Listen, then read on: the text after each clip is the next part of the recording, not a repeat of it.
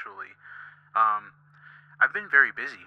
So while I've had like so much stuff to talk about and so many things going on, I just didn't have time, you know? And I like to do this thing where I'm always like, oh, this is what I'm going to do next. This is what I'm going to do next. This is what I'm doing. And I'm doing it. But, like, you see nothing. It's radio silence online. So, yeah, like, I've been very busy. And I guess I just wanted to touch base on this Nightcap episode. This one might be very different. And that's okay. What I'm hoping to do here is really express myself through and really allow the things that inspire me, especially these days, to really show in my work today. Not saying that a podcast is work, especially since it's not the same as it was before, but there is this, like there is the whole act of putting it all together. Anyways, so yeah, I've been very busy. For those of you who didn't bother listening to the last two, the live and the last episode that I did, which yes, this will only have been the third podcast episode that I've done since the move, right? But I'll backtrack a little bit about the move. I won't do this forever, not for every episode. It's just, it's so far, there's so far, so many things happen between, so many months apart, that, if you didn't listen to the other ones, or maybe you didn't know that there's the other ones, but there's this one here. So, hopefully this is a quick listen, because I have a timer, because I'm cooking right now, because that's my life, right? Parents, you guys know, everything's on a timer. Nothing ever goes according to plan. And plans take a long time to follow through with,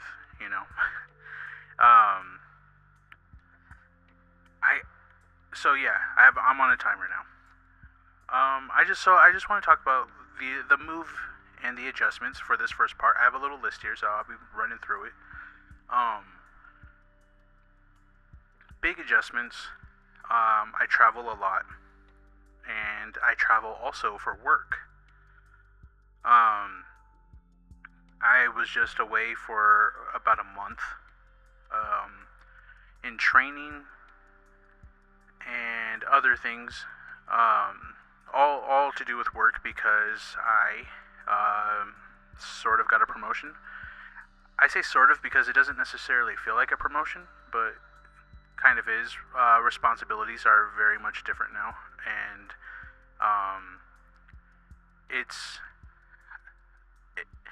I want to say yes, it's fun, and it definitely does keep me coming back. Like it's just this thing. It's like gotta get back. It's sort of a thing where like if they called me on my day off and if I was able to, I might come in. But yeah, and I get an office now. I'm not always in there, but there's definitely an office, and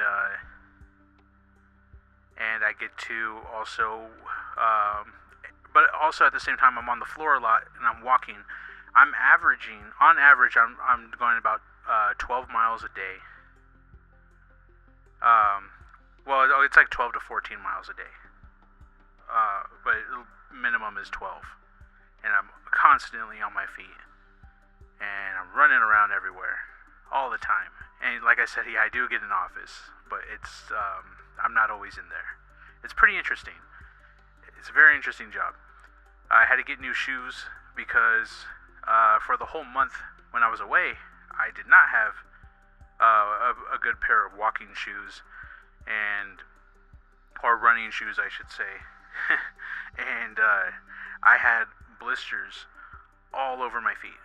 I even had a whole blister basically engulf my entire pinky toe, and it was painful. Even now, like, my feet are still like recovering, and they hurt. still, but not as bad as they did before. Yeah, like it would be like end of the night, take my shoes off, and they're just there, and they hurt, and like it would feel like they would be like stuck to the sock or whatever. Like it was pretty bad. It was pretty messed up. But I got, you get through it. Just keep pushing and pushing, and I'm not the type to quit when I'm working towards something. And I've kind of, I think, alluded to it in the last episode, and I've definitely done it on my streams. I've been streaming more than I've been recording. But yeah, so like going for the job and getting it, it's a surprise the whole way, because really what I was actually trying to get to was going to days. And for those of you who know, for like the entirety of the Life at Night podcast, up until this episode, so every episode that I've ever been on for anyone else's, like anyone else's podcast or show, any time that I've ever been on anything or I've done anything, I was working nights, overnight, and now I'm here during the day, and that's the latest adjustment that I've been having to make since the big move. It's pretty interesting because it's like I forgot how to be or how to live during the day, because for so long, and those of you who work overnights already know, so I mean you can fast forward through this if you want. I don't know how long it's going to be, but you measure your time, you measure your energy, you sacrifice your sleep, and your whole life sort of becomes, how much sleep do I want to lose? How much of my soul do I want to deteriorate? Like it becomes that kind of thing. And for me, with my family, and I think it's safe to say I have a big family now. I do have a big family, and measuring time and sleep and all of that, that was just extremely rough, and it was getting really hard on me. I don't know. Like, I think for over the past couple years and everything I was doing in regular life along with working overnights, I think I finally tapped out. I think I finally hit that brick wall, and it hit me back, and it got very rough. So it was time for a change, and I was willing to do anything. I would have even gladly taken scrubbing toilets, but I think God has other plans for me. So I went for it, for anything, and this is what I got, and I'm pretty happy about it, actually. And honestly, I'm better at the job than I thought I would be, but I'm worse at living life than I thought I would be. Like work-life balance, getting outside, and whatever. Like, I still find myself, even now, it's actually been a little over a month since I've been on days, or been awake during the day, whatever, but like, sleep, I feel like I can't sleep at the same time, and I still get waves of being tired during the day. I'm also not abusing my body with caffeine. I'm trying to get through that too. Like, don't get me wrong, I'll have a cup of coffee, but I'm not having like 4 cups of coffee and a Monster Energy drink, like throughout the night. I'm not doing that. I'm drinking a lot more water, and I'll have a cup of coffee. I threw out my coffee pot because it's too big and it produces too much. You do stuff like that when you're trying to get over addiction, I guess, huh?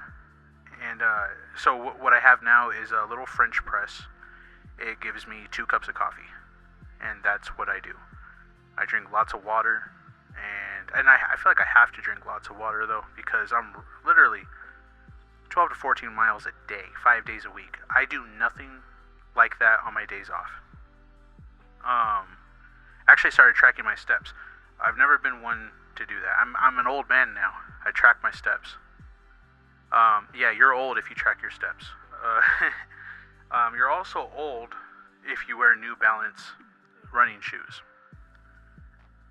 So, I'm old now because I wear New Balance running shoes, and they are comfortable. My buddy Corey, he has New Balance shoes, and I was like, oh, they're pretty cool when he was showing me, but I was like, I'm not the CEO of Apple, you know, like I didn't make it in life. I would not wear New Balance shoes.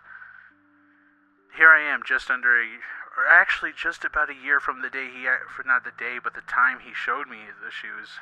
I'm now wearing New Balance running shoes because I'm running all over the place and I have blisters on my feet and I'm in pain. But yeah, but learning how to live life during the day. I don't know if I'm just boring or what, but we went shopping at Sam's Club and we took the entire family. And you know how nice it is to just shop with your whole family? Like, do the shopping, go get some pizza for lunch, go home, unload the groceries, cook dinner, and watch a movie, and go to bed at the same time as everybody else. Like, I spend the whole day with my family. No time measured, no sleep sacrificed, no exhaustion.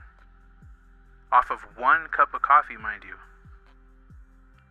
And I'm just living, and I'm getting sunlight. I have a nice tan going. I just feel very grateful. I'm very happy. I'm with my kids. My baby, oh my gosh. She's growing and she's blabbing around, talking. She says a couple words, like she says daddy and mama and no. Sometimes it sounds like she's saying sentences, sometimes. I don't even know if 2 words, I don't even know if it's a sentence, but another perk with my job is I get to take phone calls whenever I want. So, I'll talk to my wife, and I'll talk to my baby, my daughter, and I swear, like, almost every time I hear her say, "Hi, Daddy," and it becomes a little clearer as time goes on. It's just adorable. It's awesome. I feel like I get so much more out of life living in days, or living during the day. Or whatever. Yeah, just being awake, just being here, being present, having a normal schedule, I guess.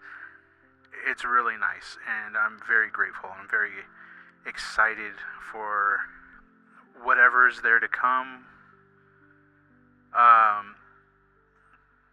No, it's just great, man. It's just good. And don't take it for granted. Don't take your daytime schedule for granted, guys, because it's an amazing thing. So I went on that for a little bit. The part where I'm having trouble living my life during the day is the fact that I'm still adjusting. I'm not getting too much sleep at night because I guess I just can't. And then I get waves of being tired during the day. But overall, it's fine. It's okay. I'll be back to normal pretty soon, I believe. I just need to get more sunlight, I think, and make sure I go to bed exhausted so that I can actually sleep through. The more exhausted you go to bed, like after like hard day work, it's kind of why I feel like the weekends suck a little bit, and maybe I should just go do something hard during the weekends too, because I find when I go to bed exhausted, I sleep so much better, and then I feel better, and then I'm more alert, and honestly I'm happier, and I think that's what it is. Hard work equals happiness. You just gotta go through all the other steps too. So yeah, back on days, and I've been spending time with the kids. We're also drawing. All my kids are artists at this point, all of them. They all draw. I'm getting I got my baby those jumbo crayons, so she's scribbling and putting colors together, whatever, just having fun. She's also trying to draw on me, on the couch, on the walls, on the TV screen. But, what kid doesn't do that? But yeah, I've been spending a lot of time with my kids, and it's kind of turned the drawing, being an artist thing into bonding times. And even cleaning and cooking with my oldest son. We do that. So Sundays and Mondays are family dinner nights. And that's when we're all together. And me and my oldest, I'll cook dinner and clean, and he will also clean in the kitchen, and he'll watch me cook and season and everything. I'm teaching him how to do all that stuff, because eventually he'll do it on his own too. So it's turned into a real bonding time, and I'm loving every moment of it. I guess I learned that cleaning doesn't have to be chores, and cooking doesn't have to be a chore either. It could be a time when we all work together. So yeah, that's been pretty nice. When we all spend time together watching movies and stuff, or when we're drawing, we're listening to music. But it's just really cool. It's really cool to do these things. I mean, I know they get it from me and my wife, because we're both very creative, and we're into all the artsy stuff. So it makes sense, our kids are surrounded by it, so they would be too. But it's just really cool to all of us be together doing our thing, and watching my kids discover all the things that they're into, and they all do different mediums of art. It's just really cool. It's really awesome. I'm really happy I get to experience this time in our lives. All right. So aside from that, I covered the move adjustment, the working, and the family time. I guess in a way, the KnightCap might be like a little journal, voice journal, or a diary, or something that I'm sharing. It might be more personal. I'm just gonna go with the flow when it comes to the KnightCap, because obviously it's not me and one other person sitting across from each other at a table, conversating about whatever. It's just me talking, yapping away. So yeah, it might just be this, and whatever comes with that. We've been getting into the community out here lately. Farmers markets, little miniature fairs or festivals, if you will. Parades, little pop-up shops. We've been getting more involved with everything in the community, and it's been really nice, very welcoming. And I've also been building a stream community on my downtime. I just go on it's really TikTok and Threads that have been my go-tos. Because I feel like, especially with Threads, and you streamers, take note of this, okay? Threads is small enough for your posts to get noticed, but big enough for people to comment and respond and to start conversations. And it's a really good way to direct people to, after not only connecting with people and other streamers and stuff. And I don't mean that follow for follow thing. I mean genuine connection, like real conversation, talking, whatever. But also, it's a good way to direct people from that social app to your streamer app of choice, whether it be Kick, Twitch, YouTube, TikTok, wherever you stream. If you stream everywhere, whatever, put the link tree in your bio. But I really think Threads is the way to go. Twitter is probably the worst place to go. Not because of all the whatever, all the stuff that surrounds Twitter and the idea of Twitter or X, whatever. But it's just there's too much going on there. Like too much. Like I feel like Threads is at the it's in its infancy right now. And Threads right now is the time to be on Threads and conversate. And you don't even have to be on it like 24/7 like you would have to be on Instagram or X or whatever. Like Threads, you can leave it alone and go back to it, and you have a few people talking, and then people talk to each other on your own thread post. It's really cool. So yeah, I think that's the place to go. That's the thing to do. And yeah. Anyways, so I've been building my community and on my downtime, and that's been really fun. Streaming on TikTok has been extremely fun. Just meeting different people, streamers who support streamers. Like genuinely, they'll come in and just drop like a nuke full of gold coins or roses or whatever, because that actually pays you, and it's really nice. But not just that, they'll share it. They'll share your thing. You could dual stream or co-host, as they call it. It's really nice, and the whole like gaming community has taught me a lot about streaming, so I feel like I kind of owe a little bit to that, because I didn't know what I would stream when I first started. I actually started learning how to use all the software and do all of those things when my daughter was born, when I was on my 6 weeks leave, and I just took that time to start learning how to do all of that, and I've been learning ever since. I'm still learning. There's still so much you can do. Like OBS, that's an incredibly amazing application. Like you can do almost anything with that, and I feel like a lot more people should utilize that. A lot more people that I know who are into streaming or making movies or whatever, or just gathering clips and whatever, going live. Use OBS. Take the time, learn it, sit down, go on YouTube, and learn everything you can. I went into it not knowing anything. I didn't even know what questions to ask, and I figured it out. And I'm sorry, but if you know me, you know what I'm about to say is true. If I can do it, you can do it too. Trust me.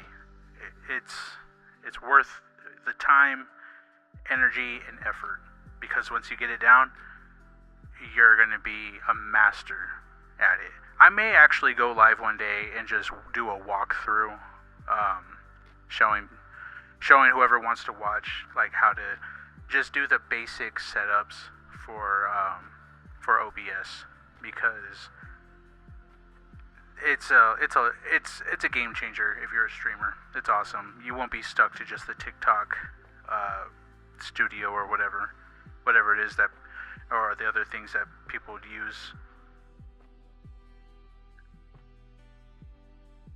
And it's also free. OBS is free. Okay.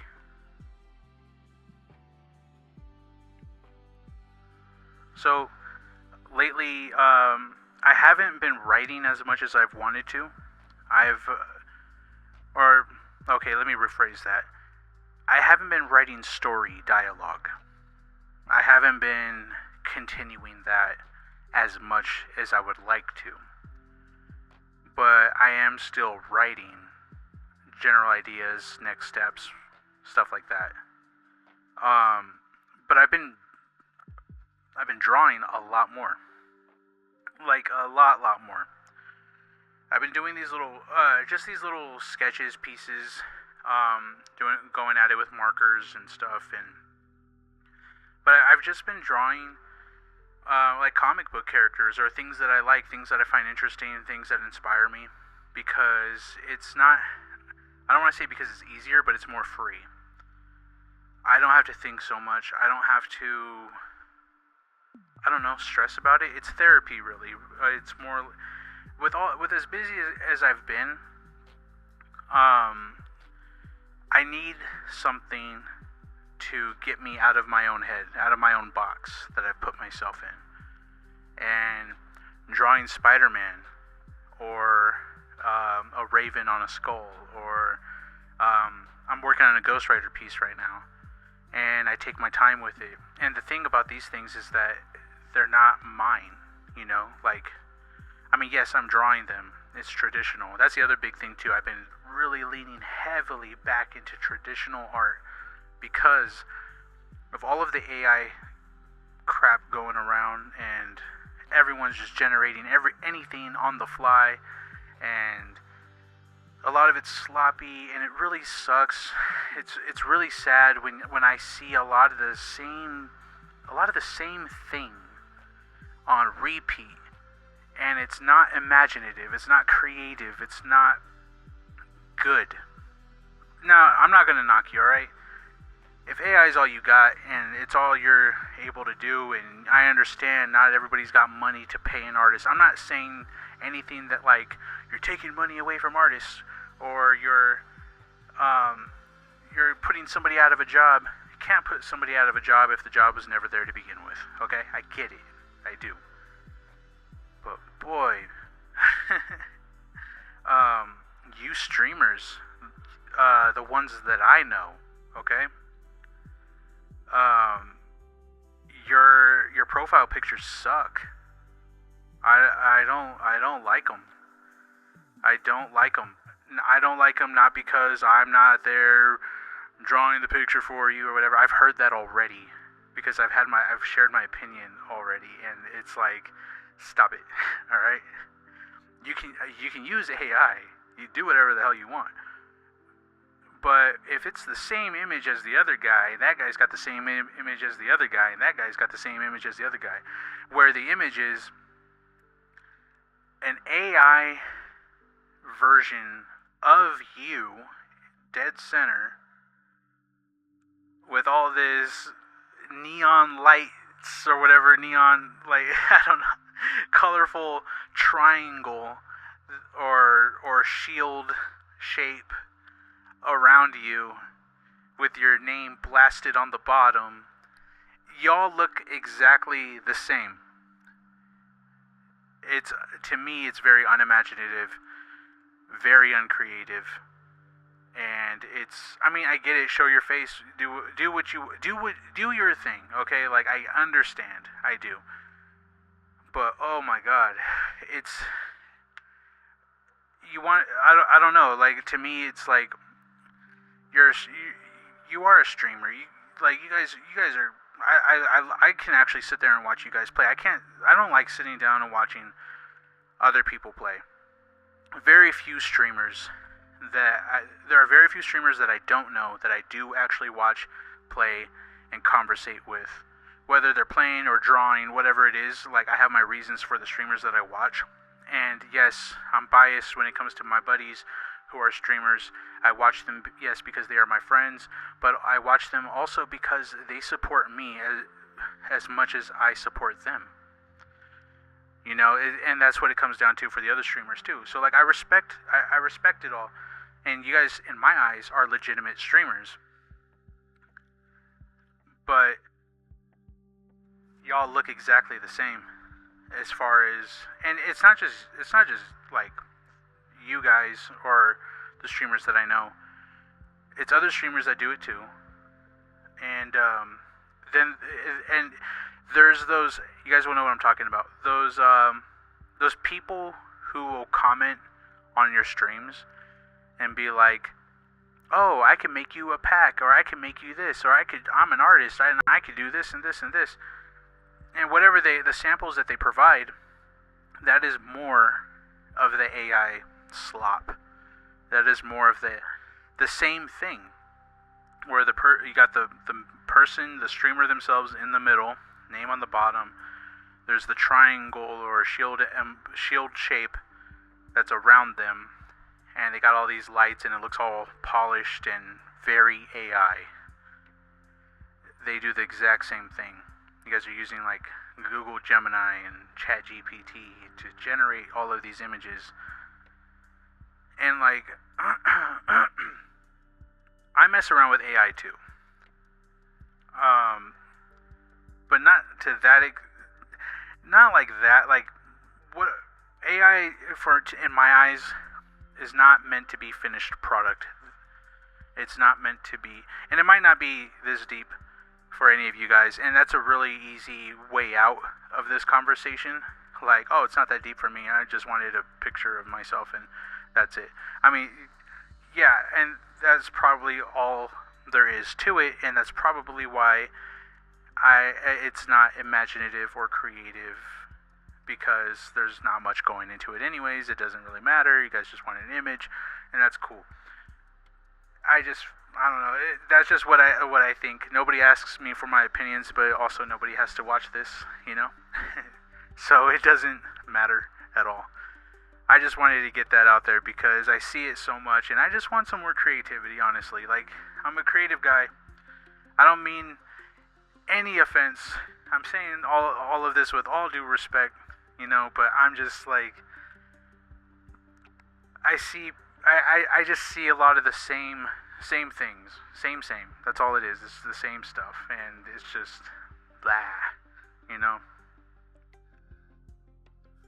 I feel like I'm in a spaceship just looking down on Earth, and I'm just trapped here, and oxygen is going to go away pretty soon, and I'm just going to float off into the abyss. So yeah, less writing unfortunately, but fortunately there's been more art. Traditional art. I've been going ham on it. And going ham. How many times can I say going ham? I've been going at it in a peaceful and therapeutic way, and I'm loving every moment of it, and it's inspiring me also for my own original characters and stories and stuff too. I'm just learning though at the same time. Like, I'm practicing, I'm learning, and I'm exploring. I'm exploring art. Right now, I feel like I'm in a very explorative stage in my life as far as art goes, because I use alcohol-based markers and pens, and that feels like carving to me. Whereas, like, I'm approaching watercolor, because watercolor is very unforgiving. It's very unpredictable and extremely easy to mess it up. And the way I'm approaching it and what's working for me is I'm using water-based ink pen brushes. I'm easing my way over there. I'm dipping my toes in the water. I'm getting into it. And then there's the other part of me that also uses acrylic markers. And I've used some acrylic paint already, and I'm also going back in that direction. And I intend to start using oil pastels as well, because I intend to go for a very blended, mixed media art style, and that's just happening for me organically. So, like, for example, this ghostwriter piece that I'm working on now, I did the whole sketch in pencil, refined it in pencil. I inked it with micron pens, ink, and then and I did all the shading and stuff with micron pens, and then I went over the entire piece with markers, with alcohol-based ink markers, and I put in all of the yellow, orange, and red for the flames, and I colored up the jacket with different grays, and when it all comes together, he looks like he's wearing a black outfit, but it is different shades of gray. Not 50, but a few.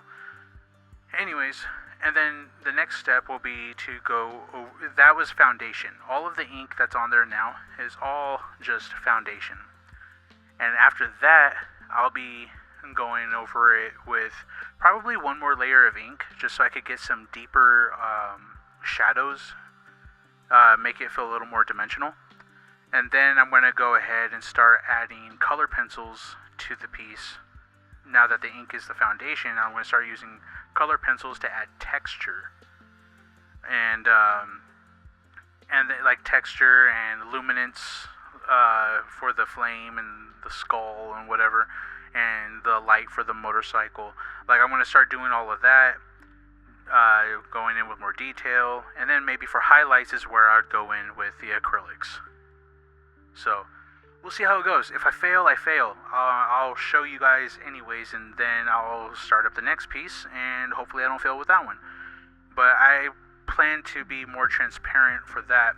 And I think I want to start going live too while I'm drawing, because it's nice to have conversation while I'm drawing. It's just, the only thing about it is, when I draw, I don't sit the same way that I would draw if I had the camera on the piece, because I would have like this huge light thing going over my piece and obscuring some of my view. I don't know. I got to figure out how I want to do it, because I myself don't want to be front and center in front of the camera, because ew, why would I do that to myself? So yeah, less writing, unfortunately, but fortunately more art. And that's what I've been up to as far as art goes. So we're in the last phase of this. We're about 37 minutes in now, maybe a little bit more. I've seen some movies, you know. I've seen Project Hail Mary. That's probably my favorite movie of the year. And then skip a few months later, The Odyssey. That's such a good movie. I got to see it in 70mm IMAX. I don't know if that means anything to you, but it means a lot to me. It's a really big screen, and you get to see the whole movie. So, like from top to bottom, side to side, you see every inch of that movie that Christopher Nolan wanted us to see. And it was really nice. I really appreciated that movie. The Odyssey is one of my favorite stories ever. I was one of the few kids in school who read the Iliad and the Odyssey, and I loved the movie Troy with Brad Pitt, and I always wished we had at the time I thought that movie was amazing, but basically I've always wanted what Christopher Nolan gave us, and still I want a little bit more. There's some things about it, spoiler alert, like you don't get to actually see the Cyclops talk to them, or Odysseus doesn't do the whole thing where like, nobody, or I'm nobody, or whatever. Like, he doesn't do any of that, and Odysseus is a bit more of a likable, heroic type of person, and I kind of wish we got the real Odysseus, who is pretty much an asshole, because that would also explain why Odysseus just shot the Cyclops in the eye. When actually, I think he actually drove a stick, like a big stick, in the Cyclops' eye. Is that what it was? Oh man, I'm losing it now. I don't remember what happened between the book or the movie. I don't know what's different. Anyways, the movie was really good. It was super cool. It was awesome. Also, Supergirl. A lot of people don't like it. I'm not one of those people. I like it. I think it was really cool. My kids loved it. I think everybody these days has become an expert as much as everybody these days has become like a photographer and a filmmaker, apparently, and a podcaster and a streamer and blah blah blah blah blah. Everyone's everything these days. But I think everyone needs to chill out and stop judging these movies as if they're made for them, and just judge these movies on whether or not they served the main character in the main character's best interest, based on who the main character is. And this Supergirl is based off of the Woman of Tomorrow, who is a very different Supergirl than what you would get in almost any other Supergirl comic book. And I think this was just fine. This was good. I'm not tripping about it. I'm not freaking out about it. There was a beginning, middle, and an end. And it ended pretty well. Lobo was pretty fucking cool. Ruthie was... She was kind of... very, like, straightforward, like, hey, I am here, this person killed my family, and I will give anyone this sword that will take me to the person who killed my family, and allows me to give the final blow, type of thing, you know? Like, pretty straightforward. But the movie was good. It was cool. That was probably the best Supergirl movie I've ever seen. Probably the best Supergirl movie, live-action Supergirl movie ever, if you think about it. Of course, it was never going to do Spider-Man numbers, right? Spider-Man's on its way to like $2.5 billion. But, and come on, it's Spider-Man. It's Tom Holland. Like, he's probably the best Spider-Man now. Took him 5 movies to do it, but he's probably the best Spider-Man now. But yeah, no, Supergirl was great. I think it was really good. People are tripping and think that, like, every movie needs to, like...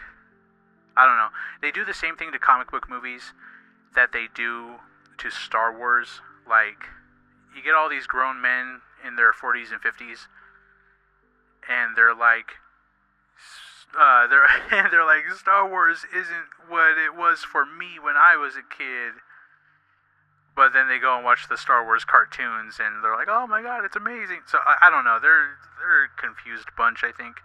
But even the ones like with superheroes, like Iron Man came out when I was a kid, and I grew up with that whole, I guess it was the Infinity War saga. That was kind of like my MCU, and now we're on to like this whole new wave of MCU, and it's about to get a huge like restart. I still love all the MCU movies.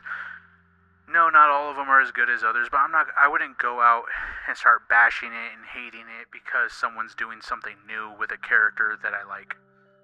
Like, look how many Batmans we've had. Look how many Supermans we've had. Look how many Spider-Mans.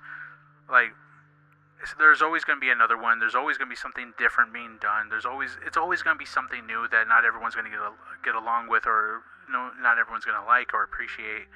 But it's fine. It's okay. Get over it. I don't know. But yeah. Odyssey, Project Hail Mary, Supergirl, Spider-Man, great movies. Awesome. Spider-Man just came out, so I'm not going to talk too much about that because spoilers and whatever. But Supergirl and the other movies, well, Odyssey's not on streaming yet, but Project Hail Mary is, Supergirl is, and it's only a matter of time before Odyssey and then Spider-Man. I think I'll make that a rule. I won't get into the movies until they're all out on streaming. I'm not a movie reviewer. I'm just a guy who loves movies. And yeah, that's pretty much it for that.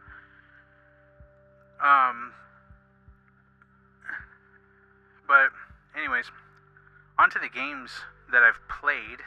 I would have to say, now that we're nearing the end of the year, and I know we still got a few games coming out. This is for the gamers. Podcast is over after this. So if you're not interested in games, you just go ahead and move along, I guess, or see you later, have fun, bye, whatever. My favorite games, not in any particular order, it's just how I'm listing them right now. Death Stranding Part 2 on the beach. That game, I'm saying that one first because I'm playing it right now, because that game came out just before my daughter was born. I started playing it just after she was born. And that game broke my heart. It destroyed me. It killed me. Like, in the first hour of the game, it completely wrecked me. Because it killed the kid that you spend the entire first game with. At the very beginning of the game, the child dies, and it's in the, it's not, okay, I don't want to say the worst way possible, but it takes you on this whole journey. You got to go and do all these things, and you have to leave your kid behind with this person you're supposed to trust, and everything goes south, everything goes bad, sideways, whatever, like, and it just sucks. And personally, at the time, I don't know, like, I was emotional, I guess, I don't know, but like, my kid was just born. I'm not playing this game. Like, it was just too close to home for me. Like, it was just like, no, I'm not gonna do this right now. So I put that game off for about a year, I would say, for about a year. And I'm playing it now. Things are better. Spoiler alert, the kid's not dead. Okay? It's just crazy stuff happened. If you know, you know. If you don't, you don't. If you don't know, go play the game. It's really good. So yeah, my other favorite game, Monster Hunter Wilds. If you follow me on my streams, you know I played this game for a long time. I played the hell out of it, and I could not stop playing it. It was so good, so fun. You create your own character, you go hunt a bunch of monsters. The story was compelling. It was so good, so fun, and the story just never seemed to end. Like, the main story obviously ended, you roll credits and stuff, but then there's just more stuff happening, and it was really cool. Like, they just keep supporting the game, and it was really nice. And during all the festive times of the year, they update the game, and there's all this festivities and stuff going on. It's just really cool, really fun. I like it. It's a wholesome game. I love it a lot. Crimson Desert. I've been saying this since before that game came out, since before the PlayStation came out. If you listen to Life at Night, you know I've talked about this game. I've been tracking this game for forever, all the way up until it came out. And man, was I right. And man, can everybody else shut up. That game is amazing.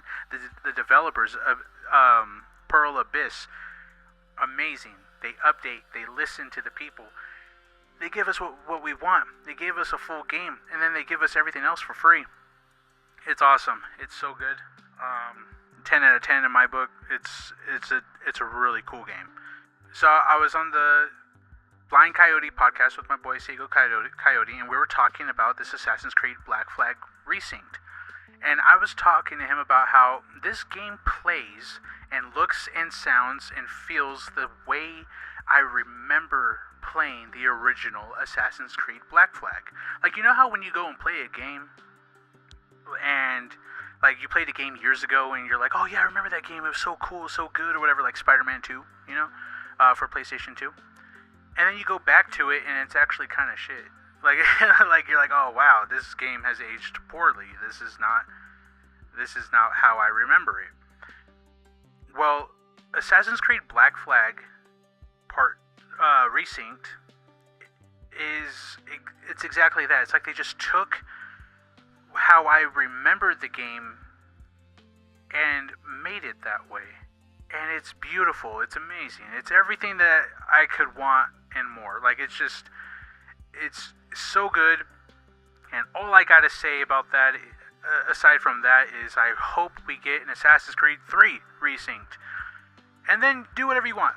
I yearn for an Assassin's Creed 3 Resynced.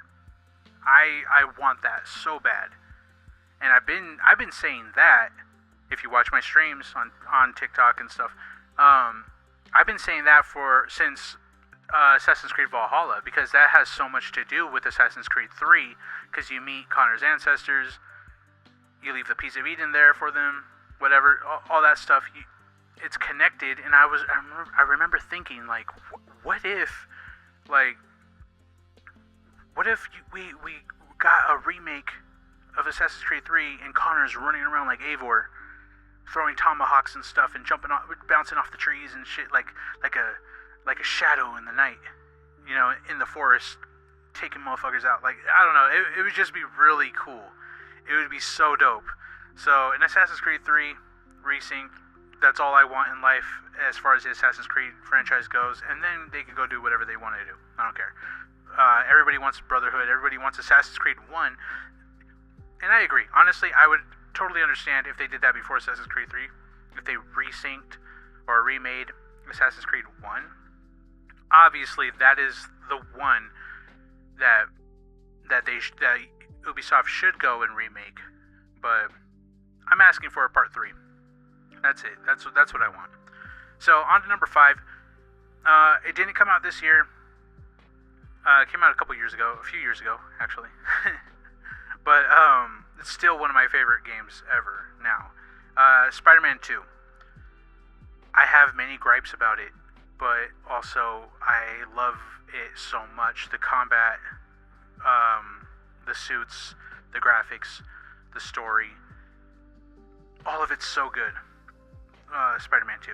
The Venom symbiotes or the Venom symbiote and the other symbiotes and the Venom suit, and it's good. It's good. The things that I didn't like about it was obviously like Miles Morales' evolved suit at the very end of the game. That was stupid.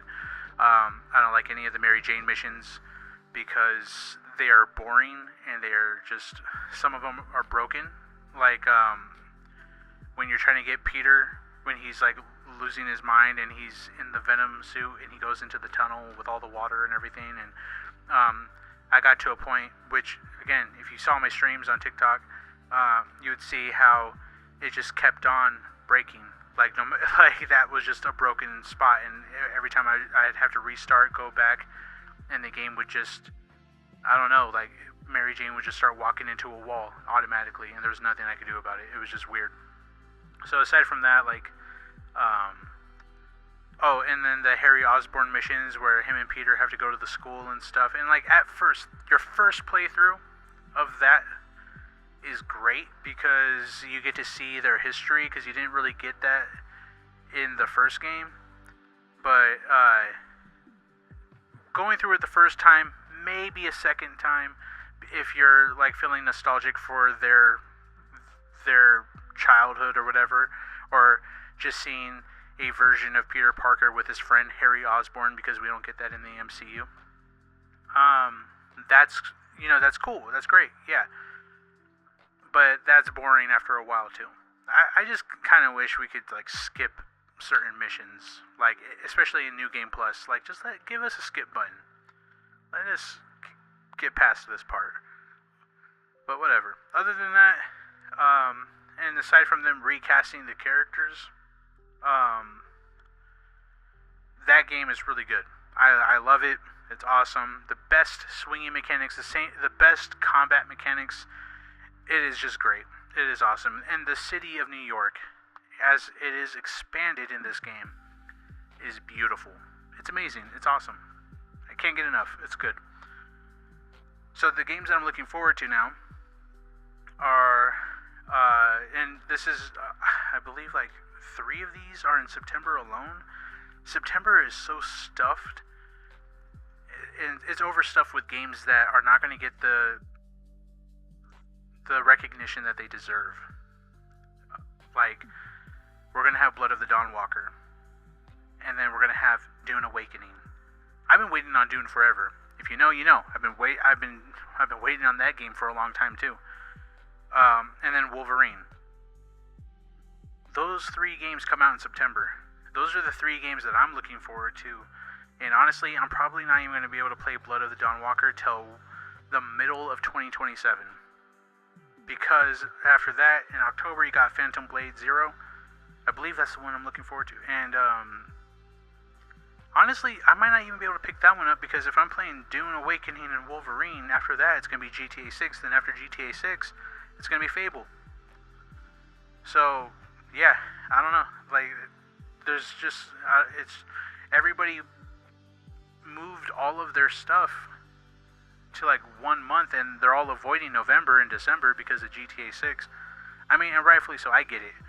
GTA 6 is going to be the biggest game ever. When GTA 6 Online comes out, it's going to be huge. Honestly, I think they're going to have server issues for a long time, in the beginning because everyone's going to be on it. But I'm really curious to see how that all turns out, honestly. All right, thank you for tuning in. Catch you on the next one. You guys take care. This has been KnightCap. Peace out. Bye.